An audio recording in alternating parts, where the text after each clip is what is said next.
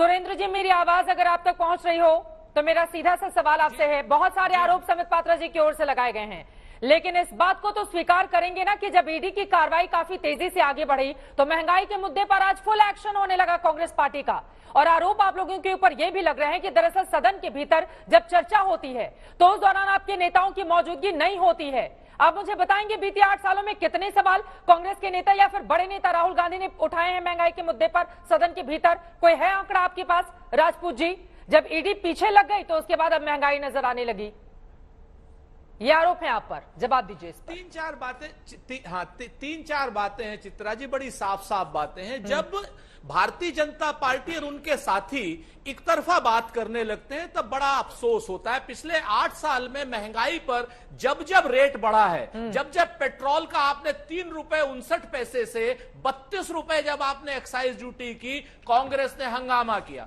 जब जब क्या नाम आपने पेट्रोल के ऊपर 10 रुपए 59 पैसे से 33 रुपए आपने पेट्रोल के ऊपर वो किया, तब तब हमने हंगामा किया।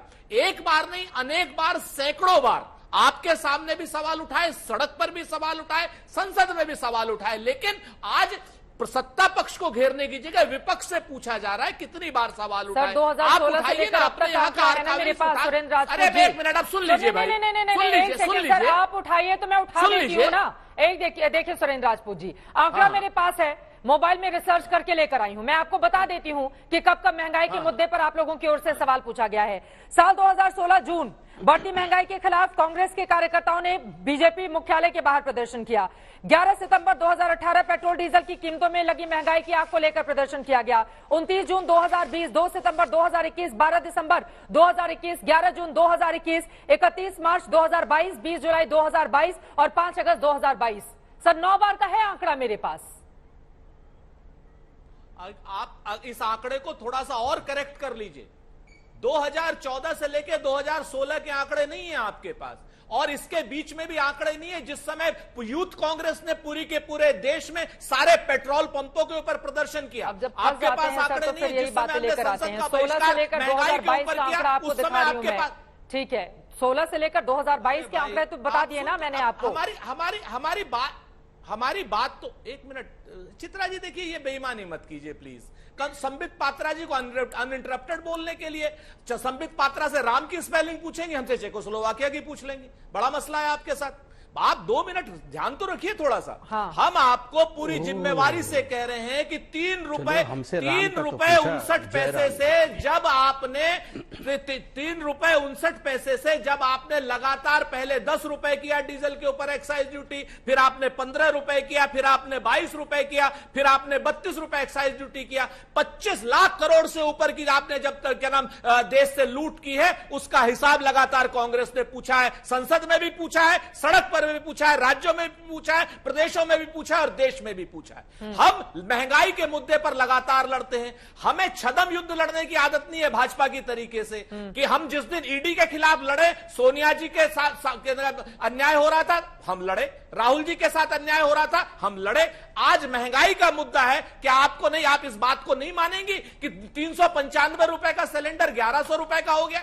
आप इस बात को नहीं मानेंगे कि 70 रुपए का पेट्रोल 111 रुपए का हो गया? क्या आप इस बात को नहीं मानेंगे कि रुपया जो है ऑल टाइम लो चला गया है? 59 रुपए में रुपया छोड़ा था, 80 रुपए से ऊपर हो गया है। क्या आप इस बात को नहीं मानेंगे कि शशिकांत दास आज सीधे सीधे सामने आ रहे हैं और कह रहे हैं कि महंगाई है? आप क्या इस बात जी, ये सारी बातें फिर जनता को समझा पाने में विपक्ष नाकाम क्यों साबित हो रहा है? लेकिन संबित पात्रा जी जवाब दीजिए।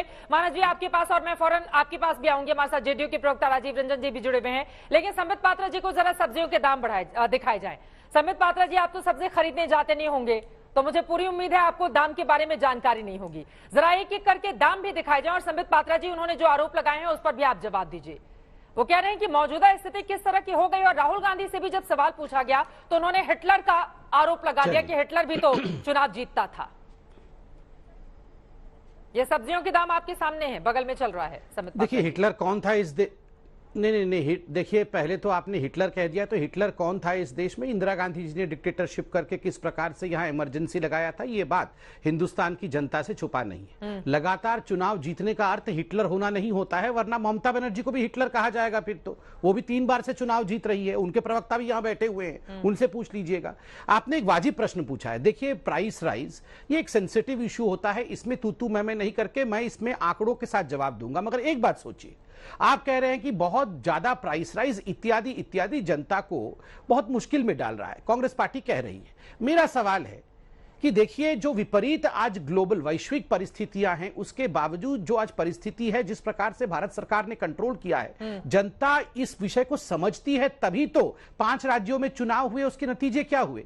कांग्रेस इतना प्रदर्शन धरना करने का ड्रामा कर रही है, फिर भी कांग्रेस आगे क्यों नहीं बढ़ पा रही है? क्योंकि जनता जानती है कि प्रधानमंत्री परिश्रम कर रहे हैं। प्रधानमंत्री इन 5 रुपए और 10 रुपए जब एक्साइज ड्यूटी छोड़े गए पेट्रोल के ऊपर और डीजल के ऊपर अप्रैल के महीने में 2022 में, तो याद रखिए 7 ऐसे गैर भाजपा राज्य थे जिन्होंने इसको बेनिफिट जनता को देने से इनकार कर दिया, और उन्होंने 20,000 करोड़ रुपए उससे कमाए, जबकि भारत के सरकार को 1 लाख करोड़ रुपए का नुकसान हुआ है। जनता के लिए कम किया ना प्रधानमंत्री जी ने, 5 रुपए और 10 रुपए एक्साइज ड्यूटी पे। अभी 4 दिन पहले कॉमर्शियल सिलेंडर पर 32 रुपए कम किए गए हैं। जो 19 केजी का सिलेंडर है उसमें 32 रुपए कम किए गए हैं। ग्लोबल परिस्थिति के बावजूद किस प्रकार इन्फ्लेशन दर 7 से कम रखा जाए, मैं आपको एक आंकड़ा कंपैरिजन के लिए दे रहा हूं, ये बहुत सटीक तरीके से सुनिएगा। गैस पाइपलाइन से इसको जो गैस आती है वो पैसा बढ़ा दिया गया है। 1 सेकंड जरा, मैं आपको ये आंकड़े देता हूं, क्योंकि मैंने आपको कहा कि मैं बिल्कुल आंकड़ों के साथ, बिल्कुल इन्फ्लेशन के आंकड़े देके समझाऊंगा। देखिए, नरेंद्र मोदी जी के 8 वर्ष का जो औसत इन्फ्लेशन है वो 4.91% है। मनमोहन सिंह जी के 10 वर्ष के कालखंड का 8.36% इन्फ्लेशन है। अटल बिहारी वाजपेयी जी के 6 वर्ष का 5.63% है। नरसिम्हा राव जी के 5 वर्ष का 10.49% है। राजीव गांधी जी के 5 वर्ष का 7.91% है। इंदिरा गांधी जी के 15 वर्ष का 8.48% है। जवाहरलाल नेहरू जी का डाटा अवेलेबल नहीं है। तो ये जो आंकड़े मैंने आपको बताया, बिल्कुल आंकड़ा छपा हुआ है वर्ल्ड